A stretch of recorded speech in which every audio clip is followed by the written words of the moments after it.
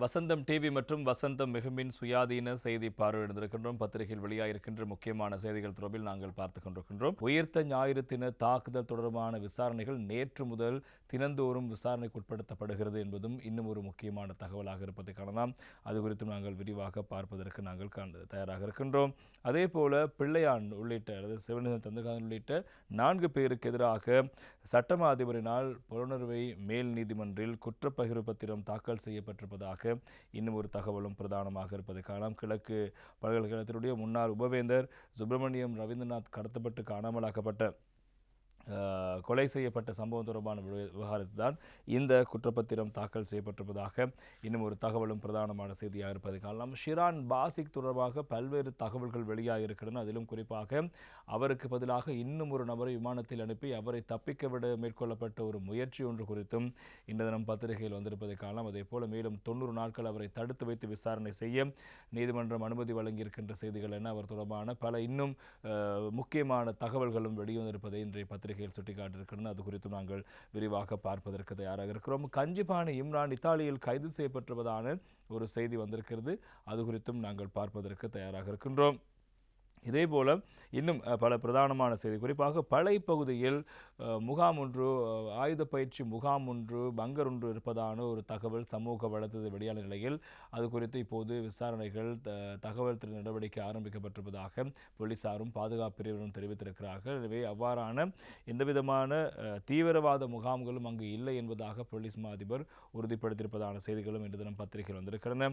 அவை தொடர்பிலும் விரிவாக பார்ப்பதற்கு தயாராக இருக்கிறோம். நேற்றைய தினம் ஜனாதிபதி அனுர குமாரசாநாயக்க தலைமையில் இந்த வரவு செலவு திட்ட முன்னாயத்து அல்லது வரவுக்கான ஏற்பாடுகள் குறித்தான பாதுகாப்பு அமைச்சு குறித்தான ஒதுக்கீடுகள் குறித்து விவாதம் நேற்று தினம் கலந்துரையாடல் நேற்று தினம் ஜனாதிபதியில் நடைபெற்றது. அதன்போது ஜனாதிபதி பல முக்கியமான விடயங்கள் குறித்து அதில் பேசியிருக்கிறார்.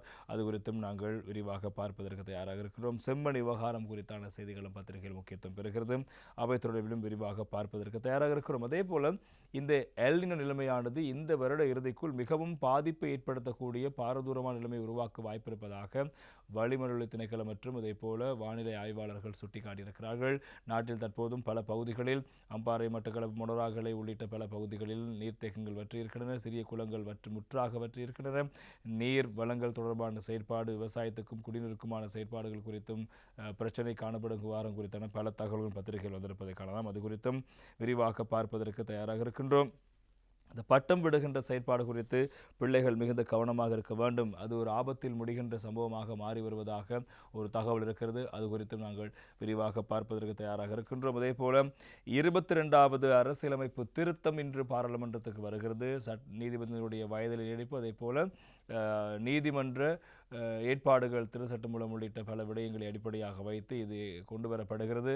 அது குறித்தான செய்திகளும் இன்று தினம் பத்திரிகைகளுடைய முக்கியமான செய்திகளாக வந்திருப்பதை காணலாம். கிராம சேவகர்கள் தாம் முன்னெடுத்து வந்த இந்த பணிப்புறக்கணிப்பு நடவடிக்கையை கைவிடுவதற்கு தீர்மானித்திருப்பதாக இன்னும் ஒரு தகவலும் பிரதானமாக வருகிறது. இவை உள்ளிட்ட மேலும் பல பிரதானமான செய்திகள் பத்திரிகையில் வந்திருக்கின்றன. அவை குறித்தும் நாங்கள் விரிவாக பார்ப்பதற்கு தயாராக இருக்கிறோம். இன்றைய பத்திரிகைகளினுடைய பிரதான தலைப்புச் செய்தி குறித்து நாங்கள் இப்போது பார்க்கலாம்.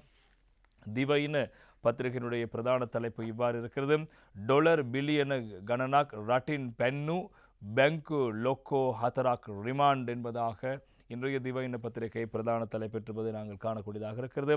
தவாத் கலமனாக்காரியை நீக்க அல்லான்ன சொயா என்பதாக ஒரு செய்தியும் இருப்பதை காணலாம். குறிப்பாக இன்னும் ஒரு பெண் முகாமையாளரை கைது செய்வதற்காக விசாரணைகள் ஆரம்பிக்கப்பட்டிருப்பதாக திவையின பத்திரிகை பிரதான தலைப்பிட்டு அதனை சுட்டிக்காட்டியிருப்பதை நாங்கள் காணலாம். அதே போல இன்றைய தினம் லங்கா தீப பத்திரிகையிலும் மதுரமான செய்திதான் முக்கியமான முதற்பக்க செய்தியாக இடம்பெடுத்திருப்பதை நாங்கள் காணக்கூடியதாக இருக்கிறது. ஹொர சமாகம் திஸ் அயாக் ஹதா $1 கோடி சியாக் ரட்டின் பண்ணலா பெங்கு மேனேஜர்லா ஹத்தராக் ரிமாண்ட் என்பதாக இன்றைய லங்காதி பத்திரிகை தலைப்பெற்ற போலியான 36 நிறுவனங்களை அமைத்து அதனூடாக பொருட்கள் இறக்குமதி செய்வதாக தெரிவித்து $100 கோடி அதிகம் அல்லது $1 பில்லியன் வெளிநாடுகளுக்கு சட்டவிரோதமாக கொண்டு செல்லப்பட்ட சம்பவம் தொடர்பாக இந்த 4 வங்கிகளினுடைய முகாமையாளர்கள் கைது செய்யப்பட்டிருப்பதாக லங்காதி பத்திரிகை அந்த செய்திக்கு தலைப்பெற்றிருப்பதை நாங்கள் காணலாம். இன்றைய வீரகேசரி பத்திரிகையினுடைய பிரதான தலைப்புச் செய்தியும் இதனை அடிப்படையாக வைத்து வெளியாகியிருக்கிறது. 4 வணிக வங்கிகளின் முகாமையாளர்கள் கைது. $1 பில்லியன் சட்டவிரோதமாக கடத்தப்பட்ட விவகாரத்தில் நிதி குற்ற விசாரணை பிரிவு நடவடிக்கை. ஒவ்வொரு வெள்ளிக்கிழமையும் நடந்த சந்திப்பு தொடர்பிலும் தகவல். 20 வரை விளக்கமறியலில் வைக்க உத்தரவு என்பதாக இன்றைய வீரகேசரி பத்திரிகையும் இதற்கு பிரதான தலைப்பெற்றிருப்பதை நாங்கள் காணலாம். அது தொடர்பில் இப்போது விரிவாக பார்ப்பதற்கு நாங்கள் தயாராக இருக்கின்றோம். இந்த சம்பவமானது இலங்கையில் இடம்பெற்ற மிகவும் மோசமான, அதே போல இலங்கையில் இதுவரை இடம்பெற்றதாத ஒரு சம்பவமாக கருதப்படுகின்ற விவகாரத்தை நாங்கள் காணக்கூடியதாக இருக்கிறது. அது தொடர்பில் நாங்கள் இப்போது விரிவாக பார்க்கலாம். சுமார் $1 பில்லியன் வெளிநாடுகளுக்கு சட்டவிரோதமாக பரிமாற்றம் செய்தமை தொடர்பாக 4 பிரபல தனியார் வங்கிகளின் முகாமையாளர்கள் நால்வரை நிதி குற்ற விசாரணை பிரிவின் அதிரடியாக நேற்று ஒரே நேரத்தில் கைது செய்தார்கள். அவர்கள் நால்வரும் தத்தமது தனியார் வங்கிகளையே சேவையில் இருந்தபோது அதிரடியாக நுழைந்து நிதி குற்ற விசாரணை பிரிவின் அதிகாரிகள் குழு அவர்களை கைது செய்தது. இலங்கையில் இதுபோன்ற ஒரு கைது நடவடிக்கை மேற்கொள்ளப்படுவது இதுவே முதல் முறை என போலீசார் தெரிவித்திருக்கின்றார்கள்.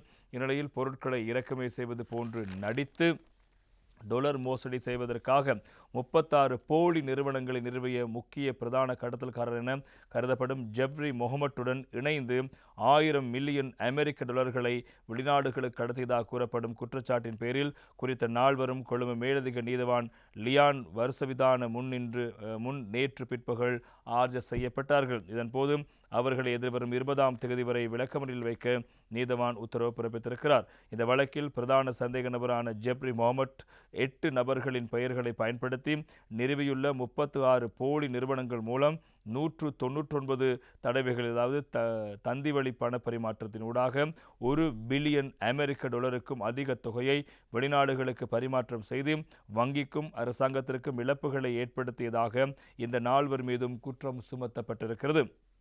இந்த 4 சந்தேக நபர்களும் நீதிமன்றத்தில் ஆஜர்படுத்தப்பட்ட போது விசாரணையாளர்களான நிதி குற்ற விசாரணை பிரிவிற்காக சட்டமா அதிபர் திணைக்களத்தின் சிரேஷ்ட அரச சட்டவாதி ஆக்ஸ்வல் பெரேரா ஆஜரானார். இந்த நாட்டில் நடந்த ஒரு பெரிய நிதி குற்றத்தில் ஈடுபட்டவர்களை கைது செய்து நீதிமன்றில் ஆஜர்படுத்தும் சந்தர்ப்பம் என சந்தேக நபர்களை மன்றில் ஆஜர்படுத்தும் சந்தர்ப்பத்தை வர்ணித்தார். தாங்கள் பணிபுரியும் வங்கியின் நம்பிக்கையை மீறி நாட்டுக்கு எதிராக ஒரு பெரிய அளவிலான மோசடியை செய்துள்ள சந்தேக நபர்கள் மீது ஒரு சிக்கலான மற்றும் நுட்பமான விசாரணை நடைபெற்று வருவதால் அவர்களை விளக்கமறியலில் வைக்க வேண்டும் என்றும் அவர் கோரிக்கை விடுத்தார். சந்தேக நபர்கள் ஒரு பாரிய போதைப்பொருள் கடத்தல் நடவடிக்கையாளர்களோடு தொடர்பட்டதாக குற்றம் சுமத்தப்படும் நபர் ஒருவரோடு தொடர்பில் இருந்திருக்கிறார்கள். இந்த கடத்தல்காரருடன் தொடர்புடைய சந்தேக நபர்கள் ஒவ்வொரு வெள்ளிக்கிழமையும் அவரை சந்தித்து கலந்துரையாடியிருக்கிறார்கள். தனிப்பட்ட கணக்குகளை திறந்து ஒவ்வொருவரும் 3 லட்சம் ரூபாய் வரையில் வைப்பிலிட்டு வந்திருக்கிறார்கள். சட்டவிரோதமாக சொத்து சேர்த்தமை குறித்தும் இந்த சந்தேக நபர்களுக்கு எதிராக விசாரணை நடக்கிறது.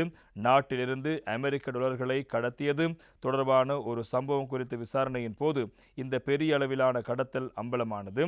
இந்த வழக்கில் முதல் சந்தேக நபர் 36 நிறுவனங்களை நிறுவியுள்ளார். அனைத்து போலி நிறுவனங்கள் 8 பேர் அனைத்தும் போலி நிறுவனங்கள் 8 பேர் இந்த நிறுவனங்களின் உரிமையாளர்களாகவும் செயலாளர்களாகவும் செயல்பட்டிருக்கிறார்கள். நீதிமன்றத்தில் ஆஜர்படுத்தப்பட்டுள்ள இந்த சந்தேக நபர்கள் இந்த சந்தேக நபரோடு தொடர்பில் இருந்திருக்கிறார்கள். இந்த வங்கி அதிகாரிகள் வெளிநாடுகளுக்கு $களை அனுப்புவதற்கான விண்ணப்பங்களை பூர்த்தி செய்திருக்கிறார்கள்.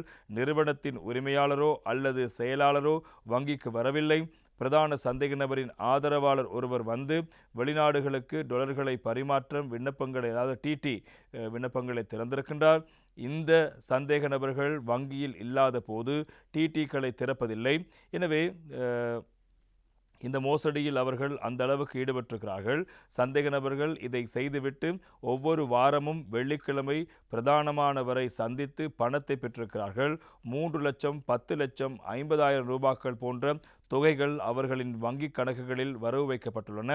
அதன்படி அவர்களின் சட்டவிரோத பண சம்பாத்தியம் குறித்தும் விசாரணைகள் நடத்தப்பட வேண்டும். மறுபுறம் அவர்கள் சுங்க சட்டத்தை மீறி எந்த பொருட்களையும் இறக்குமதி செய்யாமலேயே இந்த நாட்டின் ஏழை மக்களின் பணத்தை வெளிநாடுகளுக்கு பரிமாற்றியிருக்கிறார்கள். இந்த அதிகாரிகள் மத்திய வங்கியால் பின்பற்றப்பட வேண்டிய எந்த ஒரு விதிமுறைகளையும் பின்பற்றவில்லை. ஒரு பெரும் குற்றத்தில் பங்கேற்றவர்கள் இவ்வாறு வங்கி மற்றும் இந்த நாட்டின் மக்களின் நம்பிக்கையை உடைத்திருக்கிறார்கள். அவர்களுக்கு சட்டவிரோதமாக பணம் கொடுக்கப்பட்டதா என்பதை அறிய மேலும் விசாரணை நடத்தப்பட வேண்டும். பிரதான சந்தேக நபர் கொழும்பு மேல் நீதிமன்றில் குற்றஞ்சாட்டப்பட்டிருக்கின்றார். அதாவது இந்த 36 நிறுவனங்கள் மூலம் பெரும் அளவிலான போதைப் பொருட்கள் கடத்தல்காரர்களுக்கு பணம் வழங்கியதற்காக அவர் மீது குற்றப்பகிர்வு பத்திரம் முன்வைக்கப்பட்டிருக்கிறது. இந்த சந்தேக நபர்கள் மீதான விசாரணைகள் ஏறக்குறைய முடிவடைந்து விட்டதால் கூடிய விரைவில் சில குற்றச்சாட்டுகளின் கீழ் அவர்கள் மீது குற்றப்பகிர்வு பத்திரம் சமர்ப்பிக்கப்படும். இவர்கள் வெளியே இருந்தால் அது விசாரணைகளுக்கு பாதிக்கும். எனவே இந்த சந்தேக நபர்களை விளக்கமறியலில் வைக்குமாறு கோருகிறேன் என சிரேஷ்ட அரசு சட்டவாதி ஆக்சல் பெரேரா நேற்று தினம் அவர்களை மன்றில் சமர்ப்பித்த போது சுட்டிக்காட்டியிருந்தார். சந்தேக நபர் சார்பில் ஆஜரான ஜனாதிபதி சட்டத்தரணிகளான சம்பத் மெண்டிஸ் மற்றும் நலிந்த இந்திரதிச உள்ளிட்ட சட்டத்தரணிகள் குழு ஆஜராகி தமது சேவை பெறுநர்களுக்கு எந்த நிபந்தனைகளின் பேரிலும் பிணை வழங்குமாறு கோரியது. பாரிய மோசடியுடனை வங்கி முகாமையாளர் ஒருவருக்கு தனியாக செய்ய முடியுமா என்பதை முதலில் மன்று கருத்தில் கொள்ள வேண்டும் எனவும், சந்தேக நபர்களுக்கு இந்த நிறுவனங்கள் உண்மையில் உள்ளனவா அல்லது அவை பொருட்களை இறக்குமதி செய்தனவா என்பதை விசாரணை செய்வது அல்லது தேடி பார்ப்பது நடைமுறை சாத்தியம் இல்லாத ஒரு விடயம் எனவும் அவர்கள் குறிப்பிட்டிருக்கிறார்கள். அரசு வங்கிகளை போலல்லாமல் வாடிக்கையாளர்களை அணுகி வாடிக்கையாளர்களோடு மிக நெருங்கிய சேவையை வழங்கும் தனியார் வங்கியின் நடவடிக்கைகளை சட்டவிரோதமாக காட்டி சேவை பெறுநர்களை விளக்கமறியலில் வைக்க வேண்டாம். பிணையளிக்க முடியுமான குற்றச்சாட்டுகள் உள்ளதால் எந்த ஒரு நிபந்தனையில் கீழும் பிணையளிக்குமாறு அவர்கள் கோரினார்கள். சிரேஷ்ட சட்டத்தரணி தர்ஷன குருப்புவின் ஆலோசனையின்படி சட்டத்தரணி அஞ்சனா அதிகாரம்கே உள்ளிட்ட சட்டத்தரணிகளும் நீதிமன்றில் தங்கள் வாதங்களை முன்வைத்தார்கள். இரு தரப்பினர் வாதங்களையும் பரிசீலித்த மேலதிக நீதவான் சந்தேக நபர்களின் பிணை கோரிக்கையை நிராகரித்து சந்தேக நபர்களை விளக்கமறியலில் வைக்க உத்தரவிட்டார். அந்த வகையில் எதிர்வரும் 20ஆம் தேதி வரை அவர்களை விளக்கமறியலில் வைக்குமாறு நீதிமன்றம் நேற்று தினம் உத்தரவு பிறப்பித்திருக்கிறது. எனவே இந்த நாட்டில் பொருளாதாரம் வீழ்நிலைக்கு மிக பிரதானமான முக்கியமான காரணம் நாட்டில் அந்நிய செலாவணி கையிருப்பு குறைவடைந்தமை வீழ்ச்சியடைந்தமை.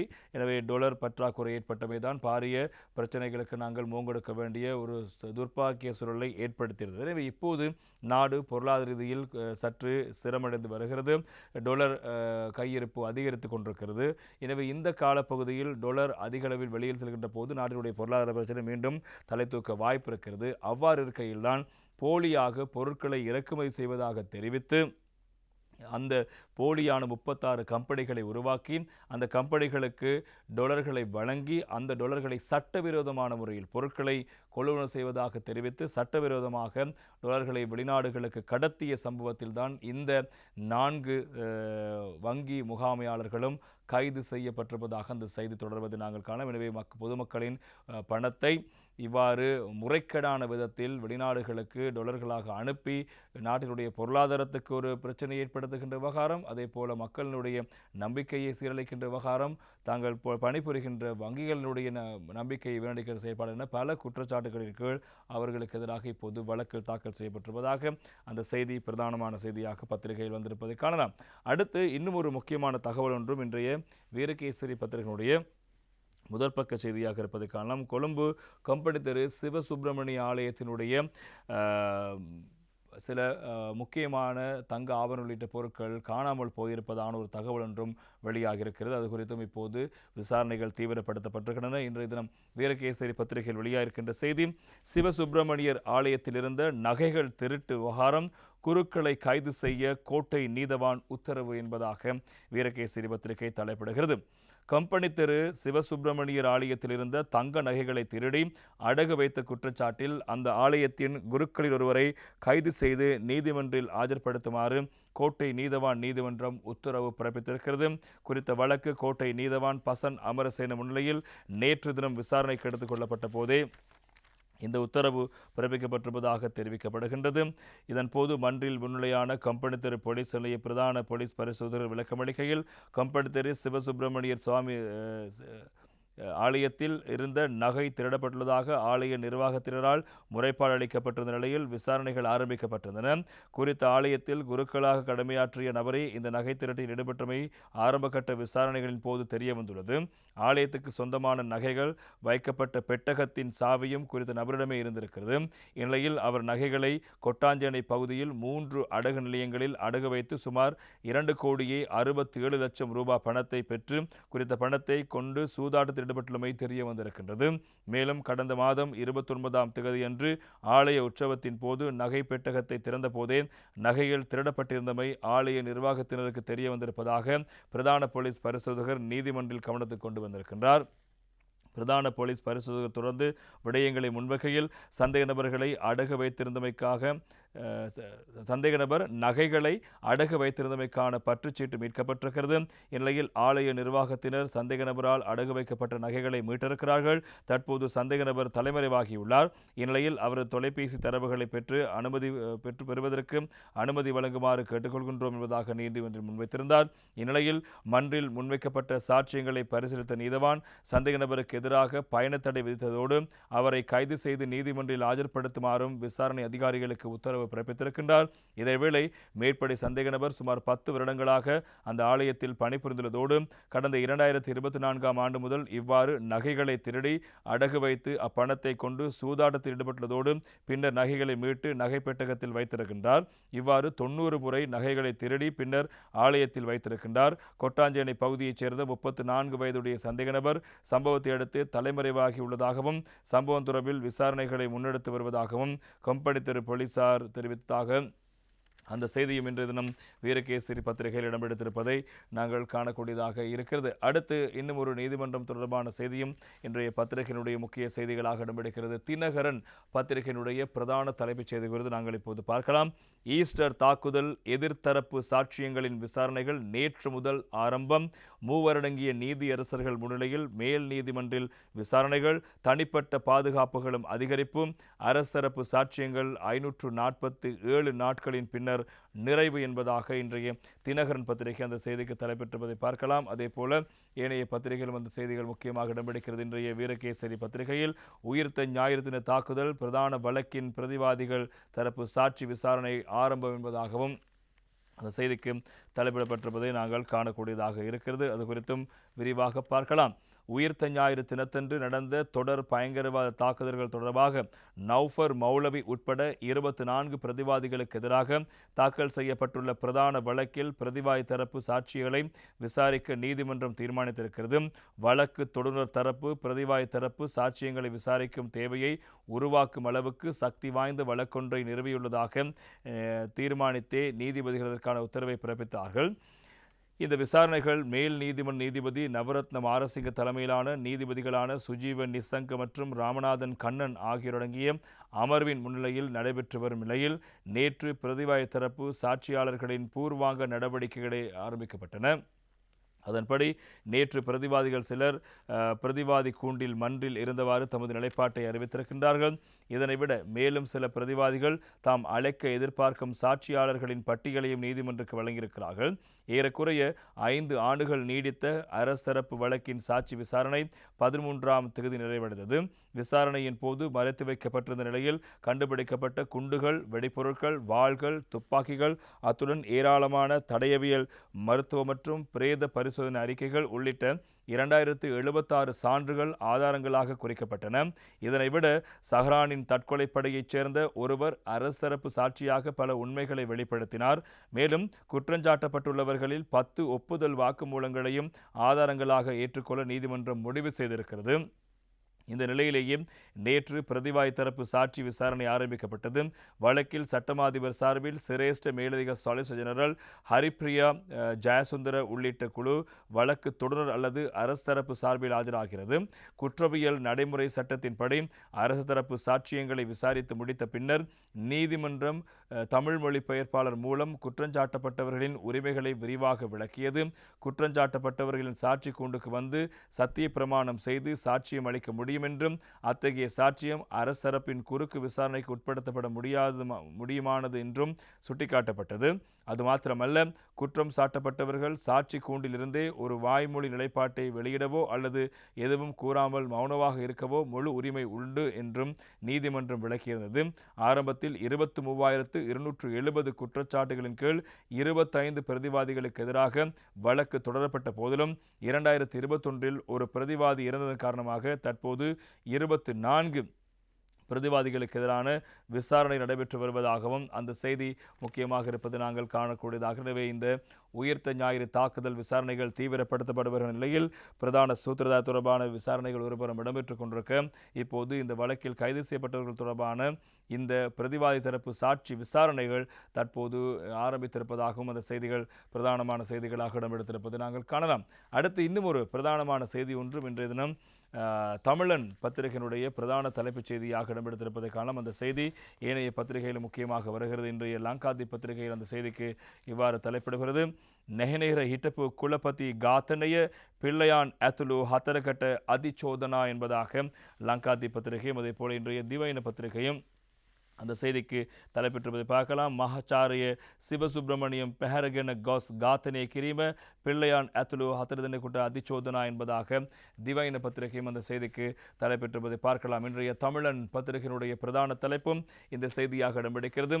கிழக்கு பல்கலைக்கழக முன்னாள் துணைவேந்தர் கொலை, பிள்ளையானுடன் 4 எதிராக குற்றப்பத்திரிகை, சட்டமா அதிபர் பொலன்னறுவை மேல் நீதிமன்றில் தனித்தனியாக தாக்கல் என்பதாக இன்றைய தமிழன் பத்திரிகை பிரதான தலைப்பிடுகிறது.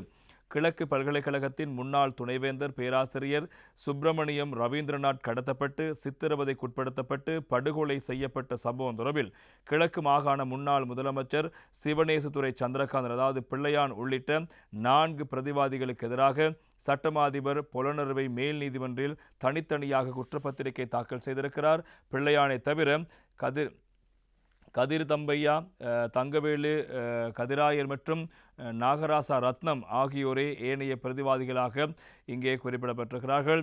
2009ஆம் ஆண்டு ஜூன் மாதம் 10ஆம் தேதியோ அல்லது அதற்கு அண்மித்த நாளிலோ பிரதிவாதிகள் கிழக்கு பல்கலைக்கழகத்தின் அப்போதைய துணைவேந்தரான பேராசிரியர் சுப்பிரமணியம் ரவீந்திரநாத்தை கடத்தி பல்வேறு சித்திரவதைகளுக்கு உட்படுத்தி படுகொலை செய்ததாக கூறி இலங்கை தண்டனை சட்டக்கோவையின் 300வது பிரிவின் கீழ் மனித கொலை உட்பட 3 குற்றச்சாட்டுகளின் கீழ் சட்டமா அதிபரால் பொலனறுவை மேல் நீதிமன்றில் இவ்வாறாக குற்றப்பத்திரிகை தாக்கல் செய்யப்பட்டிருப்பதாக தெரிவிக்கப்படுகின்றது.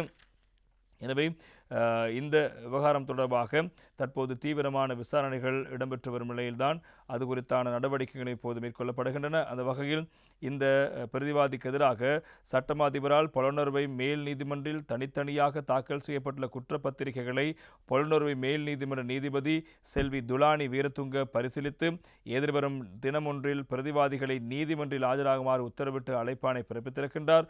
அத்துடன் அவர்களை மேல் நீதிமன்றத்துக்கு அழைப்பதோடு பொலனறுவை மேல் நீதிமன்றத்தின் அரச சட்டவாதி அனுராத விஜய் சுரேந்திரவால் குறித்த குற்றப்பத்திரிகைகள் வாசித்து காட்டப்பட்டு கையளிக்கப்பட உள்ளன என்பதும் இங்கே முக்கியமாக விடயமாக இருப்பது நாங்கள் காணலாம். எனவே இந்த கிழக்கு பல்கலைக்கழக முன்னாள் துணைவேந்தர் கொலை வழக்குடன் தொடர்புடைய இந்த வழக்கின் முக்கிய விவகாரமாக பிள்ளையான் உள்ளிட்ட பிரதிவாதிகள் 4 பேருக்கு எதிராக சட்டமா அதிபர் பொலனறுவை மேல் நீதிமன்றில் தனித்தனியாக குற்றப்பத்திரம் தாக்கல் செய்திருப்பதாக அந்த செய்திகளும் பிரதானமான செய்தியாக இன்றைய தமிழன் பத்திரிகையில் இடம்பெடுத்திருப்பதை நாங்கள் காணலாம். அடுத்து இன்றைய தினம் திவையின பத்திரிகையில் மற்றொரு முக்கியமான தகவலும் குற்றச்செயலுடன் தொடர்புடைய ஒரு செய்தியாக இடம்பெடுத்திருப்பதை நாங்கள் காணலாம். அந்த செய்தி இன்றைய திவையின பத்திரிகையில் இவ்வாறு தலைப்பிடப்படுகிறது. ஷிரான் பாசிக்கே செலசும அதே பத்துவை டமியாக் யவா பனின்ன ஹதலா என்பதாக இன்றைய திவையின பத்திரிகை தலைப்பெற்றிருப்பதை நாங்கள் காணலாம். ஷிரான் பாசிக் என்று சொல்லப்படுகின்ற முக்கியமான போதைப்பொருள் வர்த்தகம் தொடர்புடைய நபர் அண்மையில் கைது செய்யப்பட்டு துபாயில் நாட்டுக்கு கொண்டு வரப்பட்டார். எனவே அவர் இப்போது தடுப்பு காவலில் வைத்து விசாரணைக்கு உட்படுத்தப்பட்டு வரும் நிலையில் அவர் தொடர்பாக மேற்கொள்ளப்பட்ட விசாரணையின் போது அவரை போன்று இன்னும் ஒரு போலியான ஒரு நபரை அவருடைய உருவகம் கொண்ட ஒரு நபரை விமானத்தில் வர வைத்து அவரை போலீசில் சிக்க வைத்து ஷிரான் பாசிக் தப்பிப்பதற்கான திட்டங்கள் இருந்தமை குறித்து இப்போது பல விடயங்கள் அம்பலமாகி இருப்பதாக இன்றைய திவையின பத்திரிகை அந்த செய்திக்கு பிரதான தலைப்பெற்றுவதை நாங்கள் காணக்கூடியதாக இருக்கிறது. அது குறித்தும் நாங்கள் விரிவாக பார்க்கலாம். அதே போல 90 நாட்கள் அவரை தடுத்து வைத்து விசாரணை செய்வதற்கும் அனுமதி வழங்கப்பட்டிருப்பதான செய்தியும் பார்க்கலாம். அதே போல இன்றைய தமிழன் பத்திரிகை செய்திக்கு இவ்வாறு தலைப்பிடப்படுகிறது. ஹெலிகாப்டர் ஓட்ட துபாயில் பயிற்சி பெற்ற ஷிரான் பாசிக் விசாரணையில் தகவல் 90 நாட்கள் தடுப்பு காவல் உத்தரவு என்பதாகவும் இன்றைய தமிழன் பத்திரிகை அதற்கு தலைப்பெற்றிருப்பதை நாங்கள் காணக்கூடியதாக இருக்கிறது. அது குறித்தும் நாங்கள் விரிவாக பார்க்கலாம். போதைப்பொருள் வியாபாரி என கூறப்படும் ஷிரான் பாசிக்கை 90 நாட்கள் தடுப்பு காவலில் வைத்து விசாரணை செய்வதற்கு மத்திய குற்றவியல் விசாரணை பிரிவு நடவடிக்கை எடுத்திருக்கின்றது. இவர் துபாயில் ஹெலிகாப்டர் செலுத்துவதற்காக பயிற்சி பெற்றுள்ளமை விசாரணைகளில் உறுதிப்படுத்தப்பட்டுள்ளதாக தெரிவிக்கப்படுகிறது. இதற்கிடையில் கொழும்பு முஹுது மாவட்டத்தில் உள்ள 5 ஹோட்டல்கள் தமக்கு சொந்தமானவை என்று முன்னெடுக்கப்பட்ட விசாரணைகளின் போது குறிப்பிட்டுள்ளதாக போலீசார் தெரிவிக்கிறார்கள்.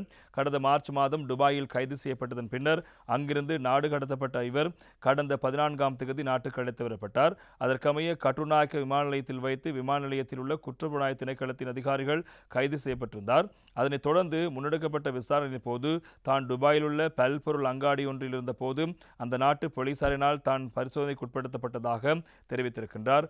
துபாய் மீது ஈரானினால் தொடர் தாக்குதல் நடத்தப்பட்ட காலப்பகுதியிலேயே இந்த பரிசோதனை இடம்பெற்றதாகவும் விசாரணையின் போது அவர் குறிப்பிட்டிருக்கின்றார். அதனைத் தொடர்ந்து தனது கைபேசியை அந்நாட்டு போலீசார் பரிசோதனைக்கு உட்படுத்தியதாகவும் அதன் போது கைபேசியில் இருந்த ஈரானினால் துபாய் மீது மேற்கொள்ளப்பட்ட தாக்குதல் சம்பவங்களுக்குரிய புகைப்படங்களுடன் தன்னை கைது செய்ததாகவும் அவர் மேலும் தெரிவித்திருக்கின்றார். துபாயிலிருந்து இலங்கைக்கு நாடு கடத்தப்படும் வரை நாளாந்தம் துபாய் போலீஸ் அதிகாரிகளால் ஈரானுடனான தொடர்பு தொடர்பில் விசாரணை செய்து வந்ததாக குறிப்பிட்டிருக்கின்றார்கள். அவர் குறிப்பிட்டிருக்கின்றார். பின்னர் தனக்கு இலங்கைக்கு செல்வதற்கான விமான டிக்கெட்டை கொள்வனவு செய்யுமாறு அந்நாட்டு அதிகாரிகள் கூறியதாகவும் அதற்கமைய தன்னை இலங்கைக்கு நாடு கடத்த நடவடிக்கை எடுத்ததாகவும் விசாரணையில் போது சுட்டிக்காட்டியிருக்கின்றார். இதேவேளை ஷிரான் பாசிக் மீது சுமத்தப்பட்டிருந்த போதைப்பொருள் குற்றச்சாட்டு வழக்கொன்றின் பின்னர் இலங்கை போலீசாரினால் பெற்றுக்கொள்ளப்பட்டிருந்த சிவப்பு எச்சரிக்கை நீக்கப்பட்டு மீண்டும் சிவப்பு எச்சரிக்கை விடுக்க இலங்கை போலீசார் தயாராக கொண்டிருந்த நிலையிலேயே அவர் இவ்வாறு கைது செய்யப்பட்டிருக்கின்றார். ஷிரான் பாசிக் கடந்த 2018ஆம் ஆண்டு ஜூன் மாதம் 2ஆம் தேதி சட்டவிரோதமாக இலங்கையிலிருந்து துபாய்க்கு சென்றிருக்கின்றார். அவர் அங்கு மிக சொகுசாக வாழ்ந்து வந்ததோடு அந்த நாட்டில் பாரிய அளவிலான வர்த்தகங்களையும் அதற்கு அங்கு முன்னெடுத்திருக்கின்றார். குற்றப்புலனாய்வு திணைக்கள அதிகாரிகளால் முன்னெடுக்கப்பட்ட ஆரம்பகட்ட விசாரணைகளின் பின்னர் சந்தேக நபரை மேலதிக விசாரணைகளுக்காக குற்றவியல் விசாரணை பணியகத்திடம் ஒப்படைக்க நடவடிக்கை எடுக்கப்பட்டிருக்கிறது. சந்தேக நபர் தொடர்பாக மேலதிக விசாரணை சிரேஷ்ட பிரதி போலீஸ் மாதிபர் ரன்மல் கொடித்துவக்கு மற்றும் சிரேஷ்ட போலீஸ் அத்தீட்சகர் கமல் ஆரியவங்சவினால் முன்னெடுக்கப்பட்டு வருவதாகவும் அந்த செய்தியும் பிரதானமான செய்தியாக இருப்பதை காணலாம். அதே போல இன்றைய திவையின பத்திரிகை கூறுகின்றதை போன்று அவர் கைது செய்யப்பட்டு கொண்டு வரப்படுகின்ற போது பல முக்கியமான சம்பவங்கள் பதிவாகியிருப்பதாக தெரிவிக்கப்படுகிறது. எனவே ஷிரான் பாசிக் இந்த நாட்டினுடைய முக்கியமான போதைப்பொருள் வர்த்தகராக கருதப்படுகிறார். அந்த வகையில் அவர் கடந்த 14ஆம் தேதி நாட்டுக்கு அழைத்து வருவதற்கான ஏற்பாடுகள் மேற்கொள்ளப்பட்டது. இந்த ஏற்பாடுகள் மேற்கொள்ளப்பட்ட போது அங்கு பல கோடி ரூபாய் செலவழித்து ஷிரான் பாசிக் ஒரு திட்டத்தை முன்வைத்திருந்ததாக தெரிவிக்கப்படுகிறது. இது அந்த அவருடைய அந்த திட்டமானது பின்னர் தோல்வியில் முடிவடைந்ததாக தெரிவிக்கப்படுகிறது. ஆரம்பத்தில் அவரை ஒரு விமானத்தில் அழைத்துவதற்கான ஏற்பாடுகள் மேற்கொள்ளப்பட்டிருந்தன. இருந்த போதிலும் ஷிரான் பாசிக்கான விமான போக்குவரத்து தொடர்பான அனுமதியில் காணப்பட்ட சிக்கல் காரணமாக அந்த ஏற்கனவே திட்டமிட்ட விமானத்தில் ஷிரான் பாசிக் நாட்டுக்கு கொண்டு அழைத்து வரப்படவில்லை. ஆனால் அந்த ஏற்கனவே திட்டமிட்ட விமானத்தில் ஷிரான் பாசிக் போன்ற ஒருவரை தயார் செய்து அவரை விமானத்தில் ஏற வைத்து அவர் இங்கே கட்டுநாயக்க விமான நிலையத்துக்கு வந்தபோது அந்த போலி நபரை கைது செய்வதனூடாக ஷிரான் பாசிக் இன்னும் ஒரு பகுதியில் இன்னும் ஒரு பிரிவினூடாக வெளிநாடுகளுக்கு அதாவது ஐரோப்பிய நாட்டுக்கு செல்வதற்கான பாஸ்போர்ட்டை தயார் செய்து அதனூடாக ஐரோப்பிய நாடுகளுக்கு தப்பிச் செல்வதற்கான ஒரு முன்கூட்டிய திட்டம் ஒன்று இடப்பட்டிருந்ததாக தெரிய வருகிறது. இருந்த போதிலும் இந்த விமானத்தினுடைய போக்குவரத்தில் அவருக்கு இருந்த தடை உள்ளிட்ட விடயங்களை அடிப்படையாக வைத்து தாமதமானதால் அவர் ஏற்கனவே திட்டமிடப்பட்ட விமானத்தில் பயணிக்கவில்லை, இன்னும் ஒரு விமானத்தில் தான் பயணித்திருக்கிறார். எனவே திட்டமிடப்பட்ட விமானத்தில் அந்த போலி நபர் பயணித்த நிலையில் அந்த நபர் இப்போது திட்டத்துக்கு உதவி வந்த நபருக்கும் இப்போது பிரச்சனை ஏற்பட்டிருக்கிறது. அந்த வகையில் இவர் இந்த திட்டத்துக்காக பல லட்சம் ரூபாக்களை, கோடி ரூபாக்களை செலவிட்டிருப்பதாகவும் தெரிய வந்திருக்கு. இருந்த போதிலும் அந்த நபர் சில வேளை திட்டமிட்ட அந்த விமானத்திலேயே சிரான் பாசிக் அழைத்து வரப்பட்டிருந்தால் அவர் போலியான நபரை இலங்கைக்கு வந்திருப்பார். அவர் ஐரோப்பிய நாட்டுக்கு தப்பிச் சென்றிருப்பார். இருந்த போதிலும் இந்த அவருடைய முயற்சி தோல்வியில் முடிவடைந்திருப்பதாக இன்றைய திவையின பத்திரிகை விசாரணை அதிகாரிகளை மேற்கோள் காட்டி பிரதான தலைப்பை தந்திருப்பதை நாங்கள் காணக்கூடியதாக இருக்கிறது. அடுத்து இன்னும் ஒரு தகவல் ஒன்றும், கஞ்சிபானை இம்ரான் கைது செய்யப்பட்டிருப்பதாக செய்தி ஒன்று இன்றைய தினம் பத்திரிகையினுடைய முக்கியமான செய்திகளாக இடம்பெடுத்திருப்பதை காணலாம். அது குறித்தும் பத்திரிகை முக்கியமான தகவல்களை வழங்கியிருப்பதை நாங்கள் காணக்கூடியதாக இருக்கிறது. இன்றைய தமிழன் பத்திரிகை, தினகரன் பத்திரிகை உள்ளிட்ட பல பத்திரிகைகள் தொடர்பான செய்திகள் முதல் பக்க செய்திகளாக வந்திருப்பதை காணலாம். தினகரன் பத்திரிகையில் வெளியாகிருக்கின்ற செய்தி, இத்தாலியில் கைதான கஞ்சிபானை இம்ரான் நாட்டுக்கு கொண்டு வரப்படுவார், பாதுகாப்பு பிரதி அமைச்சர் என்பதாக அந்த செய்திக்கு தலைப்பிடப்பட்டிருக்கிறது. அது குறித்து நாங்கள் விரிவாக பார்க்கலாம் ஒரு சிறிய விளம்பர இடைவேளையின் பின்னர். வசந்தம் டிவி மற்றும் வசந்தம் மிகுமின் சுயாதீன செய்தி பார்வையிடுந்திருக்கின்றோம். பத்திரிகையில் வெளியாகிருக்கின்ற முக்கியமான செய்திகள் தொடர்பில் நாங்கள் பார்த்துக் கொண்டிருக்கின்றோம். தினகரன் பத்திரிகையில் வெளியாகிருக்கின்ற இன்னும் ஒரு தகவல், இத்தாலியில் கைதான கஞ்சிபானை இம்ரான் நாட்டுக்கு கொண்டு வரப்படுவார், பாதுகாப்பு பிரதி அமைச்சர் என்பதாக தினகரன் பத்திரிகை தலைப்பெற்றுவதை பார்க்கலாம்.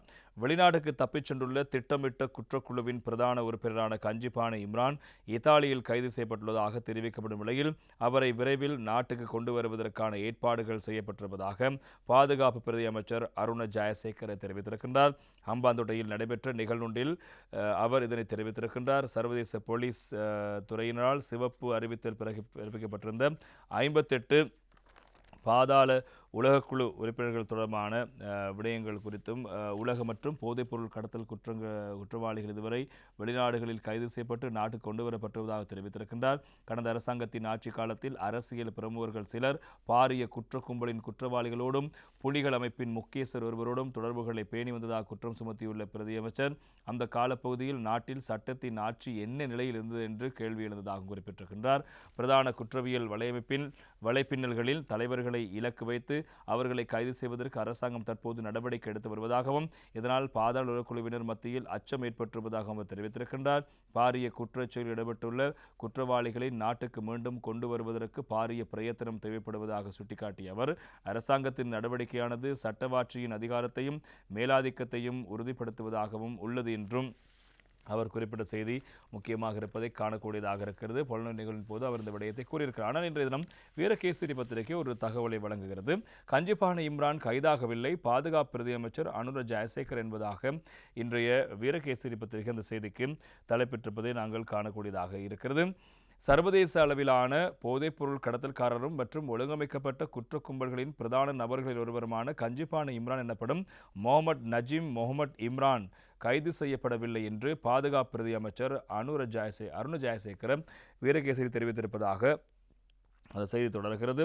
கஞ்சிபானை இம்ரான் நேற்றைய தினம் இத்தாலியில் வைத்து கைது செய்யப்பட்டிருப்பதாக வெளியான தகவல் தொடர்பில் பாதுகாப்பு பிரதி அமைச்சரிடம் வினவிய போதே அவர் இந்த விடயங்களை கூறியிருப்பதாக அந்த செய்தி தொடர்வதை நாங்கள் காணக்கூடியதாக இருக்கிறது. கஞ்சிபானை இம்ரான் கைது செய்யப்பட்டதாக தன்னை மேற்கோள் காண்பித்து வெளியிடப்படும் செய்திகளில் உண்மையில்லை, ஆனால் குறித்த நபரை கைது செய்வதற்குரிய நடவடிக்கைகள் முன்னெடுக்கப்பட்டு வருவதாக பாதுகாப்பு பிரதி அமைச்சர் குறிப்பிட்டிருக்கின்றார். முன்னதாக 2019 ஏப்ரல் 4ஆம் தேதி நாடு கடத்தப்பட்ட நிலையில் சிஐடியின் விசாரணை பின்னர் கைது செய்யப்பட்ட கஞ்சிபானை இம்ரான் கடந்த 2015ஆம் ஆண்டு மார்ச் மாதம் 28ஆம் தேதி போலி கடவுச்சீட்டில் துபாய் சென்றிருக்கிறார். போலி கடவுச்சீட்டு தொடர்பில் சிஐடியின் தனியான விசாரணைகள் ஆரம்பித்த நிலையிலேயே ஏனைய கொலை முயற்சிகள் தொடர்பில் அவர் சிசிடிவியினரால் கைது செய்யப்பட்டார். 2015இல் துபாய் சென்றுள்ள கஞ்சிபானை இம்ரான் 2016 ஜனவரி 26ஆம் தேதி அங்கு வதிவிட விசாவை பெற்றுக் கொண்டிருக்கின்றார். இவ்வாறு நிலையில் 27 சம்பவங்கள் குறித்து விசாரணைக்கு உட்படுத்தப்பட்ட கஞ்சிபானை இம்ரான் 2022ஆம் ஆண்டு டிசம்பர் மாதம் 20ஆம் தேதி அன்று அனைத்து வழக்குகளிலிருந்தும் கொழும்பு மேலதிக நீதிவான் பிணையில் விடுவிக்கப்பட்டிருந்தார்.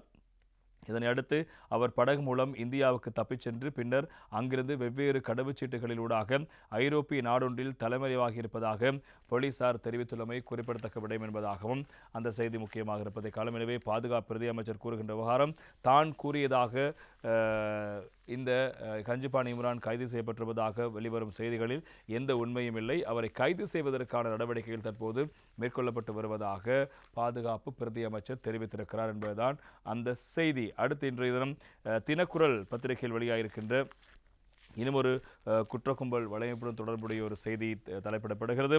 சர்வதேச சிவப்பு எச்சரிக்கை, 73 பேரும் விரைவில் நாட்டுக்கு, போலீஸ் மாதிபர் பிரியந்த வீரசூரிய என்பதாக தினக்குரல் பத்திரிகை தலைப்பிடுகிறது. சட்டவிரோதமான கடத்தல்களுக்கு நிதியுதவி செய்து அவர்களுக்கு ஆதரவளித்தவர்கள் தற்போது கடும் அதிர்ச்சியில் இருப்பதாக போலீஸ் மாதிபர் பிரியந்த வீரசூரிய தெரிவித்திருக்கின்றார். கண்டி எசல பெரேராவின் பாதுகாப்பு ஏற்பாடுகள் குறித்து மல்வத்து மற்றும் அஸ்கரிய மகாநாயக தேரர்களை சந்தித்து விளக்கமளிக்கும் போதே அவர் இந்த விடயங்களை தெரிவித்திருப்பதாக அந்த செய்தி முக்கியமாக இருப்பதை நாங்கள் காணலாம். வெளிநாடுகளில் ஒளிந்திருக்கும் பலம் வாய்ந்த பாதாள உலகம் மற்றும் போதைப்பொருள் கடத்தல்காரர்களில் சர்வதேச சிவப்பு எச்சரிக்கை பிறப்பிக்கப்பட்டுள்ள 73 பேரை எதிர்வரும் நாட்களில் இலங்கைக்கு கொண்டு வருவதற்கு நடவடிக்கை எடுக்கப்படும். மேலும் 100க்கும் அதிகமான நபர்கள் தொடர்பில் விசாரணை நடத்தப்பட்டு வருகிறது. அதுடன் நாட்டில் முன்னெடுக்கப்பட்டு வரும் குற்றங்கள் மற்றும் போதைப்பொருள் ஒழிப்பு திட்டங்களின் வெளிப்படைத்தன்மை மற்றும் முன்னேற்றம் காரணமாக வெளிநாடுகளில் மற்றும் தூதரகங்களின் விசேட பாராட்டுகளும் உயர்மட்ட ஒத்துழைப்புகளும் கிடைக்கின்றன. இந்த நடவடிக்கைகளை நிறுத்துமாறு எந்தவிதமான வெளியழுத்தங்களோ அல்லது அச்சுறுத்தல்களோ விடுக்கப்படவில்லை. மேலும் சோதனைகளை நடத்துமாறு மட்டுமே கோரிக்கைகள் வருகின்றன. இருப்பினும் இந்த சட்டவிரோத கடத்தல்களுக்கு நிதியுதவி செய்த, முதலீடு செய்த மற்றும் ஆதரவளித்த நபர்கள் தற்போது கடும் அதிர்ச்சியிலும் கலக்கத்திலும் இருக்கிறார்கள். எந்த ஒரு சவாலையும் எதிர்கொள்ள நாம் தயாராக இருக்கிறோம் என்று போலீஸ் மா அதிபர் குறிப்பாக மகாநாயக்க தேரர்களை சந்தித்து இந்த விவகாரம் குறித்து விளக்கம் அளிக்கும் போது கருத்துக்களை முன்வைத்திருப்பதாக அந்த செய்தியும் முக்கியமான செய்தியாக இடம்பெடுத்திருப்பதை நாங்கள் காணக்கூடியதாக இருக்கிறது. அடுத்த இந்த தினம் திவைன பத்திரிகையில் மற்றொரு செய்தி ஒன்றும் முக்கியமான செய்தியாக இடம்பெடுத்திருப்பதை நாங்கள் காணக்கூடியதாக இருக்கிறது. இன்றைய திவைன பத்திரிகை இவ்வாறு தலைப்பிடுகிறது. आंदोलनात्मक समाज माध्य प्रकाशगण विमर्शन பலை ரக்ஷித்தையே தஸ்த கந்தவுரு ந பொலிஸ்பதி கியா என்பதாக அந்த செய்திக்கு தலைப்பெற்று காணலாம். சமூக வலைத்தளம் ஒன்றில் பலை வனப்பகுதியில் தீவிரவாத முகாம் ஒன்று இருப்பதாக ஒரு தகவல் இப்போது பரப்பட்டு வருகிறது. எனவே அவ்வாறு எந்த முகாமும் இல்லை. இது குறித்தான விசாரணை ஆரம்பிக்கப்பட்டிருப்பதாக போலீஸ் மா அதிபர் தெரிவித்த கருத்தை மேற்கோள் காட்டி இன்றைய திவைன பத்திரிகை பிரதான முதற்பக்க செய்தியாக அதனை தந்திருப்பது நாங்கள் காணலாம். அதே செய்தி இன்ற தினம் வீரகேசரி பத்திரிகையிலும் உட்பக்க செய்தியாக இடம்பெடுத்திருப்பதை நாங்கள் காணக்கூடியதாக இருக்கிறது. பாதுகாப்பு பிரதி அமைச்சர் அவர்கள் தெரிவித்த கருத்தை மேற்கோள் காட்டி அந்த செய்தி இடம்பெடுத்திருக்கிறது. பழையில் புலிகள் பயிற்சி முகாம் விசாரணைகள் ஆரம்பிக்கப்பட்டுள்ளதாக பாதுகாப்பு பிரதி அமைச்சர் தெரிவிப்பு என்பதாக வீரகேசரி பத்திரிகையும் அந்த செய்திக்கு தலைப்பிடுகிறது. பச்சிலைப்பள்ளி பிரதேச சபைக்குட்பட்ட பழை பகுதியில் தமிழீழ விடுதலை புலிகளின் பயிற்சி முகாம் ஒன்றை அல்லது வெடிபொருட்களை உற்பத்தி செய்யும் கூடத்தை உருவாக்கும் நோக்கில் சட்டவிரோத கட்டுமானங்கள் முன்னெடுக்கப்பட்டு வருகிறதா கூறப்படும் விடயம் தொடர்பில் பொதுமக்கள் பாதுகாப்பு அமைச்சருடன் இணைந்து விசாரணைகள் ஆரம்பிக்கப்பட்டிருப்பதாக பாதுகாப்பு பிரதி அமைச்சர் அனுர ஜெயசேகர் அவர்கள் தெரிவித்திருப்பதாக அந்த செய்தி தொடர்கிறது. பச்சிலைப்பள்ளி பிரதேச சபைக்குட்பட்ட பழை பகுதியில் அமைந்துள்ள அரச காப்பக நிலத்தில் எவ்வித அனுமதியுமின்றி சட்டவிரோதமான கட்டுமானங்கள் முன்னெடுக்கப்பட்டு வருவதாகவும் இது தமிழீழ விடுதலை புலிகள் பயிற்சி முகாம் ஒன்றை அல்லது வெடிபொருட்களை உற்பத்தி செய்யும் கூடத்தை உருவாக்கும் திட்டம் என்ற பல சந்தேகம் எழுந்திருப்பதாகவும் குறித்த விடயம் தொடர்பாக உடனடி நடவடிக்கை எடுக்குமாறும் கோரி நாட்டின் உயர்மட்ட அதிகாரிகளுக்கு எழுத்து மூல ஆவணங்கள் கையளிக்கப்பட்டுள்ளன என்றும் சர்வதேச மனித உரிமைகள் ஆணையகத்தின் நிறைவேற்று பணிப்பாளர் சங்கீத் தயஸ் தெரிவித்திருக்கின்றார். அத்துடன் பழை பகுதியில் அமைந்துள்ள அரச காப்பகத்துக்கு சொந்தமான சுமார் 49 ஏக்கர் நிலப்பரப்பு சட்டவிரோதமான முறையில் துப்புரவு செய்யப்பட்டு மத்திய அரசினதோ அல்லது உள்ளூராட்சி அமைப்புகளினதோ அனுமதியின்றி 3 மாடிகள் கொண்ட கான்கிரீட் கட்டடம் ஒன்று நிர்மாணிக்கப்பட்டு வருகிறது. இங்கு தினமும் 100 முதல் 150 வரையிலான நபர்கள் பணிக்கு வருகை தருகிறார்கள். இந்த திட்டத்தின் பின்னணியில் அரச உயர்மட்டத்தை சேர்ந்த சிலர் உள்ளதாகவும் இது ஒரு வெளிநாட்டு உதவி திட்டமாக ஒருங்கிணைக்கப்பட்டிருப்பதாகவும் தகவல்கள் கிடைத்திருப்பதாக அவர் சுட்டிக்காட்டியிருக்கிறார். நிலையில் குறித்த விடயம் சம்பந்தமாக கருத்து வெளியிட்ட பிரதி அமைச்சர் பழைய பகுதியில் முன்னெடுக்கப்பட்டு வரும் நிர்மாணம் தொடர்பில் எமக்கு தகவல் கிடைக்கப்பட்டுள்ளன. அதனை அடுத்து பொதுமக்கள் பாதுகாப்பு அமைச்சருடன் இணைந்து அது தொடர்பில் விசேட கவனம் செலுத்த நடவடிக்கை எடுக்கப்பட்டிருக்கிறது. குறித்த விடயம் சம்பந்தமாக தற்போது விசாரணைகள் ஆரம்பிக்கப்பட்டுள்ள நிலையில் அதிகாரிகள் நேரடியாக சென்று அந்த நிர்மாணம் தொடர்பில் மேலதிக தகவல்களை பெற்றுக்கொள்ள உள்ளார்கள் என்பதாகவும் அந்த செய்திக்கு தலைப்பெற்றிருப்பது நாங்கள் காணோம். எனவே அது எந்த விதமான பயங்கரவாத முகாமோ அல்லது பங்கரோ இல்லை என்பதாக போலீஸ் மா அதிபர் தெரிவித்திருப்பதாக அந்த செய்தியும் பிரதானமான செய்தியாக இடம்பெடுத்திருப்பது நாங்கள் காணக்கூடியதாக இருக்கிறது. அடுத்து இன்றைய திவைன பத்திரிகையிலும் அதே போல வீரகேசரி பத்திரிகையிலும் போலீசார் விடுத்திருக்கின்ற எச்சரிக்கை தொடர்பான செய்தி ஒன்றும் முக்கியமாக இடம்பெடுத்திருப்பது நாங்கள் காணலாம். இன்றைய திவைன பத்திரிகையில் மகாபேங்கு ஹா எஃப்சிஐடி நிலதாரின் லெச பெனி சிட்டம் முதல் கரண ஜாவாரமாக் என்பதாக அந்த செய்திக்கு தலைப்பெற்றிருப்பது நாங்கள் காணலாம். மத்திய வங்கி அல்லது எஃப்சிஐடி அதிகாரி என்று தன்னை கூறி நிதி மோசடி அல்லது நிதி பணம் பறிக்கின்ற ஒரு கும்பலுடைய செயற்பாடு குறித்து போலீசார் பொதுமக்களுக்கு எச்சரிக்கை விடுத்திருப்பதாக இன்றைய திவையின பத்திரிகை தொடர்பான செய்தி வெளியாக இந்த செய்தி இன்றைய தினம் வீரகேசரி பத்திரிகையிலும் உட்பக்க செய்தியாக இடம்பெடுத்திருப்பது நாங்கள் காணலாம். மக்கள் இந்த விவகாரம் குறித்து மிகுந்த அவதானமாக செயற்பட வேண்டும். மத்திய வங்கி போலீஸ் அதிகாரிகளாக ஆள் மாறாட்டம் செய்து நிதி மோசடி, இலங்கை கணினி அவசர தயார்நிலை அணி எச்சரிக்கை என்பதாக இன்றைய வீரகேசரி பத்திரிகை தலைப்பிடுகிறது. இலங்கை மத்திய வங்கி மற்றும் போலீஸ் நிலையத்தின் நிதி குற்றப்புலனாய்வு பிரிவு போன்ற நிறுவனங்களின் அதிகாரிகள் போல் ஆள் மாறாட்டம் செய்து அந்த நிறுவனங்களின் போலியான கடித தலைப்புகளை பயன்படுத்தி மேற்கொள்ளப்படும் மோசடி தொடர்பாக இலங்கை கணினி அவசர தயார்நிலை அணிக்கு முறைப்பாடுகள் கிடைத்து வருகிறது. இது நுட்பமான மோசடி. இந்த நுட்பமான மோசடி தொடர்பில் மிகுந்த விழிப்புடன் செயற்படுமாறு இலங்கை கணினி அவசர தயார்நிலை அணி பொதுமக்களை கேட்டுக்கொண்டிருக்கிறது. குறிப்பாக ஓய்வு பெற்றவர்கள் உள்ளிட்ட முதியவர்கள் இத்தகைய மோசடிகளுக்கு சிக்கும் வாய்ப்பு அதிகமாக இருப்பதால் அவர்களுக்கு இத்தொடர்பில் விழிப்புணர்வை ஏற்படுத்தி இவ்வாறான நிதி தகவல்கள் அல்லது பண பரிமாற்ற கோரிக்கைகளுக்கு பதிலளிக்க வேண்டாம் என அறிவுறுத்துமாறும் பொதுமக்கள் கேட்டுக்கொள்ளப்பட்டிருக்கின்றார்கள். இலங்கை கணினி அவசர தயார்நிலை அணி வெளியிட்டுள்ள ஊடக அறிக்கையில் இந்த விடயங்கள் சுட்டிக்காட்டப்பட்டிருக்கிறது. மக்கள் இது குறித்து மிகுந்த கவனமாக இருங்கள். அடுத்து மற்றும் ஒரு தகவல், ஜனாதிபதி அனுரகுமார் திசாநாயக் அவர்கள் நேற்று தினம் பாதுகாப்பு அமைச்சு தொடர்பான வரவு செலவு திட்ட முன்கூட்டிய பேச்சுவார்த்தையில் கலந்து கொண்டார். அதன்போது அவர் தெரிவித்த கருத்துக்களும் இன்று தினம் முக்கியமான செய்திகளாக வருகிறது. தமிழ் பத்திரிகையில் முப்படை வசமுள்ள அபிவிருத்தி மத்திய நிலையங்கள் ஒன்றிணைப்பும் அடுத்த கட்ட நடவடிக்கைகள் குறித்து பாதீடு பூர்வாங்க கலந்துரையாடலில் ஜனாதிபதி சுட்டிக்காட்டு என்பதாக இன்றைய தமிழ் பத்திரிகை தலைப்பிடுகிறது. இராணுவம், கடற்படை மற்றும் விமானப்படையின் கீழ் தற்போது இயங்கும் அனைத்து ஆராய்ச்சி மற்றும் அபிவிருத்தி மையங்களையும் ஒன்றிணைத்து தேசிய மையம் ஒன்றை நிறுவுவதன் மூலம் அந்த பணிகளின் செயற்திறனையும் பயனுள்ள தன்மையையும் அதிகரிப்பதன் ஊடாக எதிர்பார்க்கும் இலக்குகளை அடைய முடியும் என்று ஜனாதிபதி அனுரகுமார் திசாநாயக்க சுட்டிக்காட்டியிருக்கின்றார். பாதுகாப்பு தொடர்பான 2027 ஆண்டுக்கான வரவு செலவு திட்ட பூர்வாங்க கலந்துரையாடலின் போதே